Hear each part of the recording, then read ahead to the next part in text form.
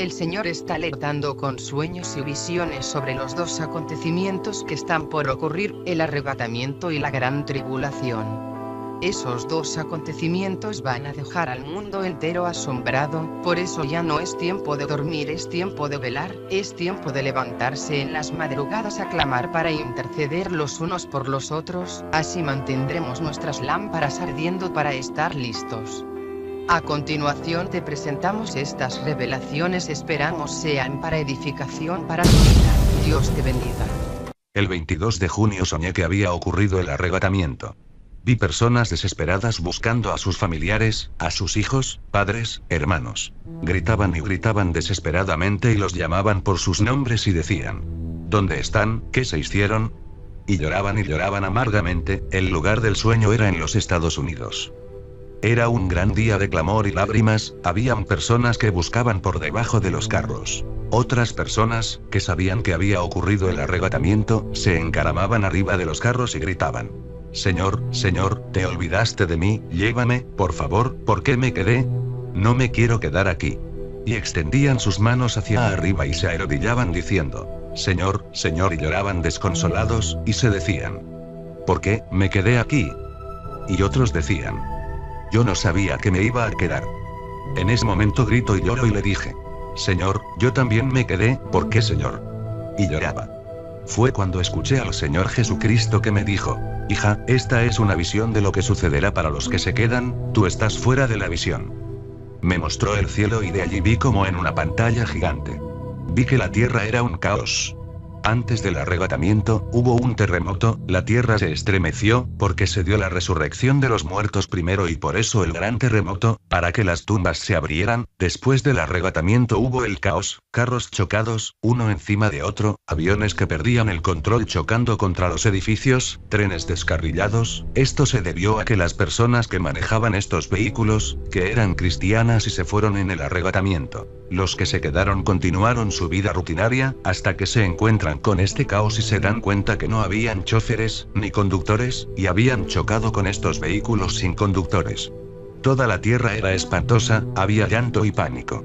Me di cuenta que ese día había un sol radiante y cuando sucedió el arrebatamiento el día cambió, era como que había sol, pero que una densa neblina lo cubría. Y parecía que las personas que se quedaron no se dieron cuenta del cambio, ellos solo buscando a los suyos, a los que se fueron con el Señor. Había gran llanto y angustia. En otra escena, veo a los cristianos que se habían quedado y empezaron a escapar, ya había pasado cierto tiempo, algunos días tal vez. Ellos tenían que huir rápidamente porque eran sus mismos parientes o amigos quienes los entregaban, los vendían y conspiraban en contra de ellos, en algunos casos eran ellos mismos quienes los prendían y les entregaban a los agentes diciéndoles: tú no eres de los nuestros. Vi a los cristianos atemorizados, ellos huían en grupos pequeños. Después vi que muchos se escondían en cuevas. Allí dentro hablaban bien bajito, como susurrando para que no los escucharan y ni los encontraran, pero de repente, aparecían de la nada unos demonios y cuando estos se percataban que habían cristianos escondiéndose, automáticamente informaban a los agentes del anticristo, no sé cómo. La siguiente escena fue en calle, los agentes habían tomado a un cristiano, y ni bien lo agarraron comenzaron a castigarlo severamente en plena vía pública. Me llamó la atención que las demás personas que transitaban en el lugar ni siquiera lo miraban, ni tampoco se preocupaban por lo que estaba sucediendo, solo continuaban su camino sin brindar ningún tipo de ayuda, en total indiferencia. Esta persona era un hombre y los agentes eran una mujer y un hombre. Lo castigaban sin piedad, hiriéndolos hasta derramar sangre en plena vía pública. Me llamó también la atención que el traje de los agentes del anticristo no se ensuciaba con la sangre del cristiano, eran de algún material especial. Sus uniformes eran de un color gris, como el plomo, opaco. De ese mismo color eran las gorras que usaban y sus zapatos eran negros. Cuando castigaban a los cristianos no los tocaban, usaban una suerte de ganchos o varas para castigarles.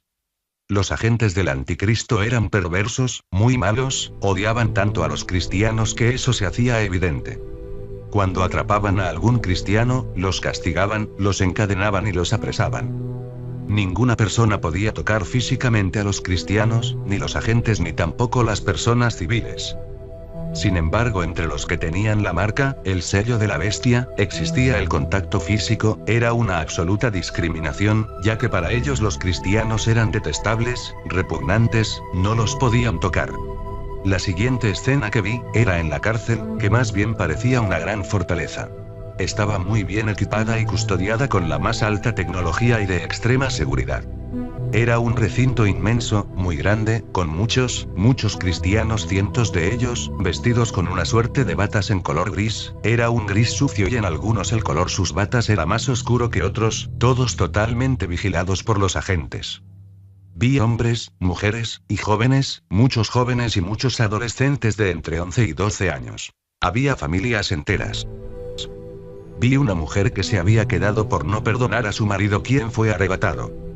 También habían personas que nunca fueron cristianas, pero que después del rapto, comenzaron a creer que lo que les dijeron sus familiares era cierto y por eso creyeron, estos no se dejaron marcar. Ellos solitos decidieron aceptar a Cristo. En ese lugar no vi niños. Allí les hacían diferentes castigos, los atormentaban todo el tiempo. El lugar estaba equipado con diferentes máquinas de torturas para que negaran el nombre de Jesucristo. A algunos los mojaban, posteriormente les daban descargas eléctricas y eran presionados para negar el nombre. Otros eran castigados con unas varas muy filosas, eran amarrados y les pegaban a latigazos, estos látigos tenían en las puntas algo como una especie de astillas que rasgaba la piel de las personas. Otra máquina de tortura consistía en quitarles las uñas a sangre viva a los cristianos. En este lugar no les daban comida, ni tampoco agua, no tenían reposo. Allí solamente había tormento, día y noche. Solo la sección de presos cristianos era así y estaba totalmente separados de las otras secciones. Recuerdo que allí había un jefe, encargado de la sección de los cristianos, era un hombre horrible, muy alto, muy robusto, con las manos muy gruesas, y con uñas largas, afeminado, era repugnante, su sola presencia infundía miedo. Me daba la impresión que era un demonio manifestado en una persona, era grotesco. Hablaba puras blasfemias, andaba con un látigo, era muy feo. Como una mezcla de animal con ser humano y él se gozaba de atormentar a los cristianos. A pesar de las torturas habían algunos más fuertes que en medio del dolor alentaban a otros a viva voz a que resistan, el único alimento que los fortalecía era la palabra de Dios, se decían a sí mismos. Pronto nos vamos con el Señor. Jehová es mi pastor. Todo lo puedo en Cristo que me fortalece. Era su único medio de resistencia, los versículos, llenaban sus mentes y sus corazones con versículos para poder resistir, algunos cantaban y alababan, lo que encendía la ira en los agentes del anticristo, pero los cristianos sabían que el morir era ganancia, sabían que la única salida era la muerte y bloqueaban sus pensamientos con la palabra, parecían robots repitiendo lo mismo, algunos apenas hablaban pero estaban allí dispuestos a morir por Jesucristo y negarse a aceptar la marca. En esta sección, había un salón pequeño, donde eran aún más atormentados, y eran obligados a negar a Cristo, a su fe cristiana. Entonces vi a una persona que ya no pudo soportar el dolor, y al final negó a Cristo, era un hombre de edad adulta. Cuando lo hizo le hicieron firmar un documento, entonces aquel agente horrible le dijo, buena elección has hecho. Luego lo llevaban y lo marcaban. Yo me quedé asombrada al ver cómo una persona que después de haber sido muy castigada, torturada, ya había soportado tanto y al final no aguantó, y negó a Cristo. Le faltaba tan poco. Pero después de que firmó y había sido marcado en la mano, él ya era propiedad de la bestia. Habían dos puertas de lo que parecían conducir a otras salas, una a la izquierda y otra a la derecha, le dijeron al hombre. Ahora te daremos libertad, los agentes lo tomaban, lo llevaban hacia la puerta izquierda y cuando cerraron la puerta ya no supe qué pasó con este hombre. Lo último que escuché fue cuando le dijeron ahora es uno de los nuestros y se reían.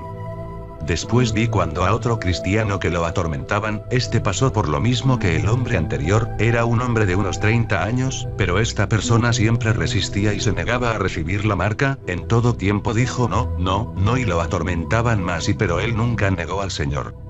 Los agentes se ponían furiosos y le daban más escarmiento y la respuesta era siempre no, yo soy de Cristo, y en medio de su debilidad lo único que podía decir era, soy de Cristo. Cuando terminó su tormento lo pasaron a la otra puerta, a la de la derecha, y cuando atravesaba el umbral de esa puerta vi cómo le cortaban la cabeza, con algo así como una guillotina larga. Pero me asombró que cuando esta persona murió, vi al mismo Señor Jesucristo que lo iba a buscar, él lo tomó y lo abrazó. y fue cuando el Señor le dijo: bienvenido, estás en mi reino. Automáticamente esa bata gris se volvía en un color blanco resplandeciente. Y una felicidad, gozo y alegría indescriptible inundó la vida de este valiente vencedor. A cada alma que resistía hasta el final, el mismo Señor Jesucristo venía a buscar. Al final una voz me habló y me dijo esto: diles que se arrepientan, antes que sea demasiado tarde, para que no pasen por todo esto. Dios los bendiga rica y abundantemente.